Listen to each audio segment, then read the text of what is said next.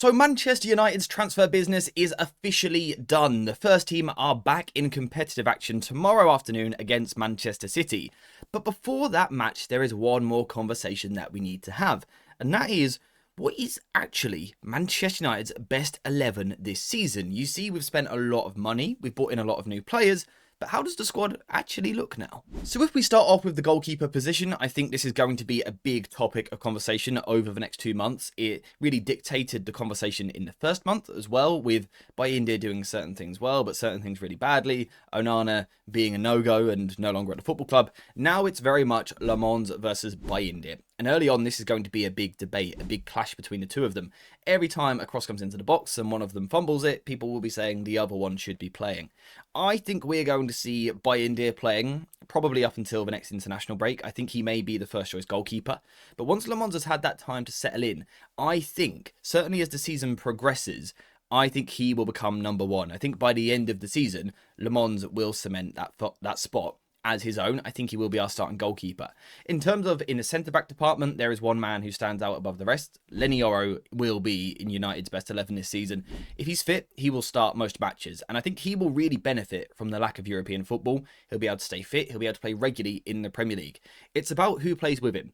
In the middle, right now, I think De Ligt is probably the best option. Last season, I would have said Harry Maguire, but I think as we're trying to evolve to a more proactive, front-footed team, I think De Ligt comes into that middle spot. Then we've got the conversation on the left-hand side, which is really Luke Shaw versus Lisandro Martinez. Now, right now, it's obviously Luke Shaw. I think he started the season pretty well. I think he's done some stuff good. He's defensively, he's been pretty solid. On the ball, I think he can bring us more. So I think, again, for the next couple of months, he will be the starting left centre-back. But again, by the end of the season, should Lisandro Martinez be able to stay fit, I think he's going to be our first choice in that position. Now, I think the wing-back conversation is an interesting one. The left-hand side sort of picks itself because we only have one starting choice left wing-back, which is Patrick Dorgu, so that's pretty simple.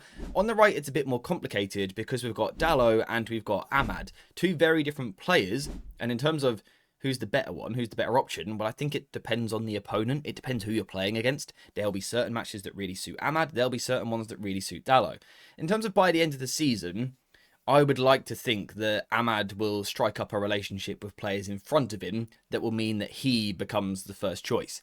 In midfield, we don't have much to choose from. Ugarte at the moment feels miles away from being the first choice. He seems out of favour, out of confidence as well. Hopefully he can grow in his confidence and get back to his previous level. But I don't see him in the conversation. Bruno Fernandes obviously is. Bruno will always start for Manchester United when fit, when available. And at the moment, it seems as though that is in midfield. So it's about who plays next to him. And I don't see Amorim going for a Mainu Bruno midfield in majority of games. So it's Casemiro.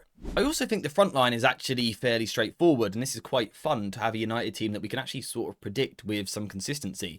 Of course, there's players that will challenge those positions, but we spent a lot of money on 3 new forwards. They're going to play. It will be Cunha, it will be Mbeumo, and it will be Benjamin Sesko. And I think this will be Manchester United's sort of primary starting 11. Now, if we actually look at that 11, we put it on paper on a tactics board like this and we try and break it down, I think we've got a pretty strong team this year. I think we are in a much better place than what we started with last season. We've got a good young goalkeeper in the ranks. We've got Luke Shaw, although I should probably change that to Lisandro Martinez. I like this team for United. I think it's pretty strong. I think we've got ball progressing ability in the defence in Lisandro Martinez and Yoro, but we've also got plenty of personality and experience with De Ligt and Lisandro Martinez. There's some physicality in there, again, ball progression. I think we've got a nice blend. I do think over the course of the season and by next summer, we may be talking about a different central centre-back as we look to sort of evolve again. I feel like we've evolved from needing Maguire to needing De Ligt. I think there might be another evolution by the end of the season, but for this campaign, I think these 3 are good enough, and we'll see shortly that the depth behind them is very good. As we move into midfield, more concerns. We all have concerns here. Partly because we only play with 2 in the Ruben Amorim system, which means that we get outnumbered in most football matches. But also the profiles just don't feel like they suit each other. They don't feel like they blend and combine particularly well. Neither of them are athletic monsters in the sense of they're not big, strong, and covering loads of ground with their stride. They're not physically that impressive, the 2 of them, which leaves us a little bit concerned because we're 1 number down plus lacking the ground coverage, particularly in the case of Casemiro. In terms of on the ball, a lot of ball progressing ability. We've spoken a lot at the start of the season about United being a team that plays quick, moves the ball forward fast. These two suit that. Their direct passing, their ability to quickly, with their vision, move the ball forward at speeds to allow United to attack. It could be brilliant. The flip side of that, though, is the lack of tempo control, which is a little bit concerning. Do we have the ability in the right moments, in the right games, to just slow it down and take our time and kill the tempo of a football match? I think it's lacking a little bit. Now, as we move into the wider areas and also the attack, I think United have some really good stuff going on and some things that I'm a little bit concerned about. In terms of the good stuff, I would say it's the front three. I just think they're fantastic, to be honest. I think Benjamin Sesko is a really exciting young striker, and I think over the course of the season, we'll see him developing, adjusting to the division, of course, first, but I think we've got ourselves a good player there. Cunha and Mbeumo, we've got two of the best players in the Premier League. Not just two of the best forwards, just outright two of the best. They are great football players. I think are going to be great for United this season. The bigger concern I have is with the wing-backs, and that's not because individually I think they're poor players. That's not the case. I think Patrick Dorgu's a good footballer. I think Amad's a good footballer. But it's more about their blend with people around them. Amad and Mbeumo, together, are they going to knit together nicely, or are they going to clash a little bit and get in each other's way and kind of cause problems in that manner? Something I'm a little bit concerned about. However, I will make the point again. If they can make it work, it is unique. No one else in England does it. No one else has two right wingers playing on the same side of the pitch, right? No one else does it. So if it does work, if we can get them to gel, then we have a really unique tactical weapon for Ruben Amorim to use, which could be massive. In terms of on the left-hand side, I actually really like Dorgu. I'm one of his bigger fans. I think he's a good player. I think actually potentially he could have quite a nice dynamic with Cunha, because they can both go both ways. They can both carry the ball. They can both pass the ball. The only thing I'm a little bit concerned about down this side of the pitch is that we don't have a proper winger. On the right side, we've got two. Cunha is of course a great ball carrier, but he's not a winger still, is he? He's a player that wants to come inside. Dorgu, again, good at carrying the ball, but he's not a winger. That's my only concern over here, and sort of my main concern with the attacking dynamic. Two wingers over here, which is either going to go really well or really badly. No wingers over here, which isn't great. Now, the final thing that we need to talk about is the squad depth, and I think in this department, United look really good in certain areas, and again, we've got a couple of concerns as well, which is only natural, right? It's only been one summer of rebuilding under Ruben Amorim. It was never going to be fixed. It was never going to be cured. Last season, everyone sat there and told me it was a terrible squad. Signing 4 players isn't going to fix everything. However, we have fixed some things. The goalkeeper department is going to be a really interesting one. We've got good depth now. Seriously, good depth. The question is, do we have the top quality in the first choice goalkeeper? India has his limitations. Lemond is a very young player playing in a new league. We're going to have to wait and see. In defence, I think United are well equipped. I think we are stacked there, considering the lack of games we've got this season. I am still of the belief that next summer we will need to evolve again. But for this year, we've got plenty of options on the left-hand side, which we haven't had over the past few seasons. We've got real maturity and strength in the middle, and then a variety of profiles, really, down the right-hand side that we can use for different matches. I think in defence, United look pretty set. The big concern, really, is here in midfield. All good players. Ugarte is a good footballer. Casemiro is. Kobe is. Bruno Fernandes is. But first of all, there's only 4 of them. Most teams in the Premier League probably have 5 or 6 central midfielders to choose from.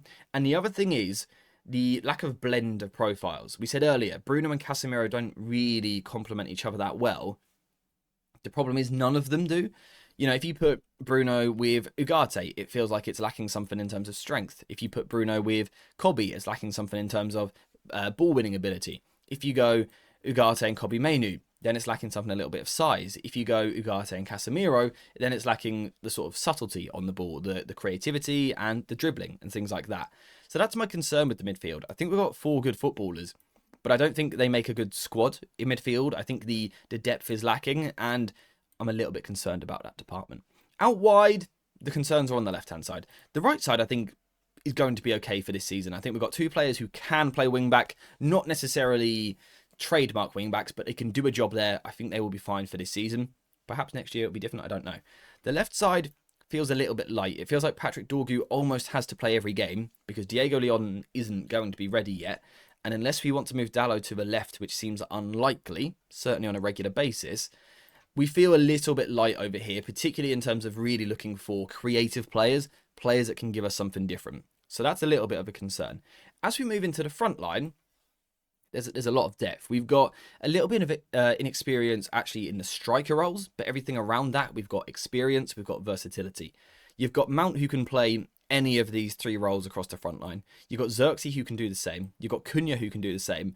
And Mbumo, who can probably do the same, to be fair. He can certainly play on the right. He can certainly play up front, maybe on the left. So generally speaking, I think we've got good depth there. I think the forwards are nice. Obviously, at the moment, we've got 2 injured, which is not ideal. Straight away, the depth looks a lot worse. But then we've got Xerxes, or we've got other players that can come in. It might be the versatile midfielders can step forward as well. So I think in terms of the squad, there's an imbalance in terms of the profile. I've said it a lot. We still lack the tempo controllers, and there's a lack of wingers.